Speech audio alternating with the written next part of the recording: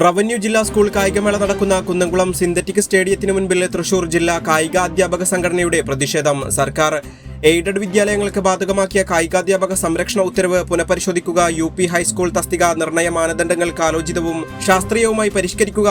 ലയനം higher secondary കായികാധ്യാപക തസ്തിക അനുവദിച്ച പ്രമോഷനും നിയമനവും നടപ്പിലാക്കുക. മുഴുവൻ വിദ്യാലയങ്ങളിലും കായികാധ്യാപകരെ നിയമിച്ച ആരോഗ്യ കായിക വിദ്യാഭ്യാസ നിർബന്ധിത പാഠ്യവിഷയമാക്കുക എന്നീ ആവശ്യങ്ങൾ ഉന്നയിച്ചുകൊണ്ടാണ് കായികാധ്യാപകർ പ്രതിഷേധം സംഘടിപ്പിച്ചത്.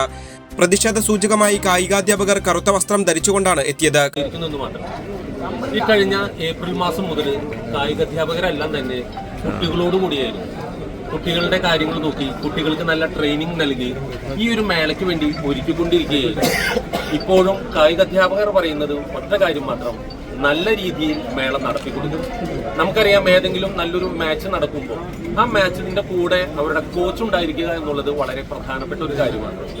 നിർഭാഗ്യവശാൽ 40 ലക്ഷത്തോളം കുട്ടികളുള്ള ഈ കേരള സംസ്ഥാനത്ത് ആകെ അവരെ പഠിപ്പിക്കാനായി ഉള്ളത് 1600ഓളം കായികാധ്യാപകർ മാത്രമാണ്. ഈ കുട്ടികൾക്ക് വേണ്ടിയുള്ള ഒരു നിസ്സഹകരണമാണ് ഞങ്ങളിവിടെ നടത്തിക്കൊണ്ടിരിക്കുന്നത്. ഇത് കായികാധ്യാപകരുടെ മാത്രം ആവശ്യമല്ല, കേരളം മൊത്തം ഇതൊരു ആവശ്യമായി ഏറ്റെടുത്ത് കൂടെ നിൽക്കണം എന്നുള്ളതാണ് കായികാധ്യാപകരുടെ ആവശ്യം.